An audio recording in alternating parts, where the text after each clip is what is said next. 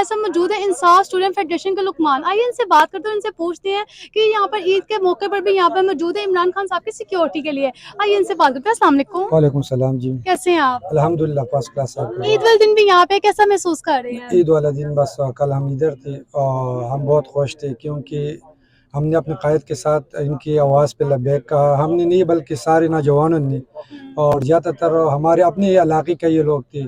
تو خوشی اس بات پہ دوبالا ہو گئی کہ میرے ساتھ میرے نوجوان یہاں پہ تھی اور ہم نے عید کا نماز پڑھا تو بہت خوشی ہوئی کیونکہ عید کی نماز بھی اپنے یہاں پہ ادا کی ہے. یہاں پہ اس گراؤنڈ پہ ہم نے ادا کیا. خان کے آواز پہ لبیک کہتی ہوئی ہم نے اس گراؤنڈ پہ نماز جو نا خان صاحب سے ملاقات ہوئی, عید ملن عید ملن نہیں ہوئی, لیکن عید سے 5 دن پہلے جو اس نے خان صاحب نے ایک ذمہ داری سونپی یوتھ اور آئی سی ایف کو مراد سعید صاحب کی قیادت میں. اس ٹائم پہ کیا ذمہ داری سونپی ہے انہوں نے؟ اس نے ہم کو یہ رسپانسبلٹی دیا ہے کہ آپ زیادہ تر یوتھ اور نوجوانوں کی یہاں پہ آئی عید کے موقع پہ یہاں پہ, کیونکہ حالات آپ لوگوں کے ساتھ معلوم ہے, ہر وقت جو نا اینی ٹائم ایسا ہم کو چوکس رہنا ہے.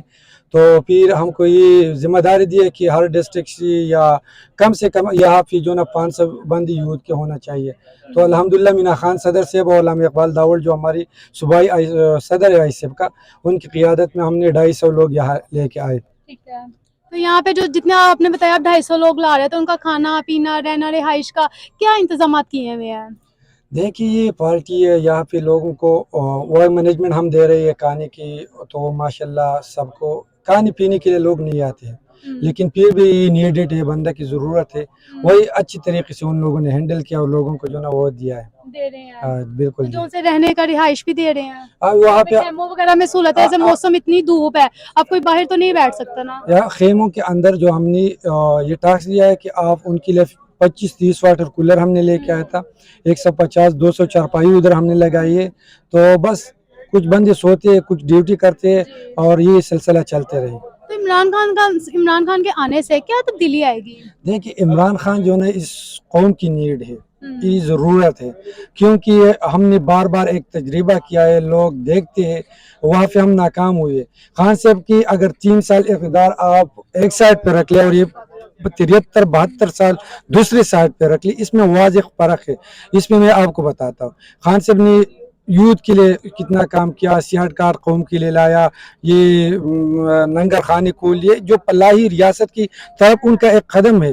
اور یہ جو اس پہ خان صاحب نے کام کرتے رہے, لیکن جو رجیم چینج آیا ہے ان سے برداشت نہیں ہوئی, وہ تو ہضم نہیں ہو سکتے, کیونکہ خان صاحب واحد ایسا لیڈر ہے کہ وہ قوم کے لیے سوچتے ہیں.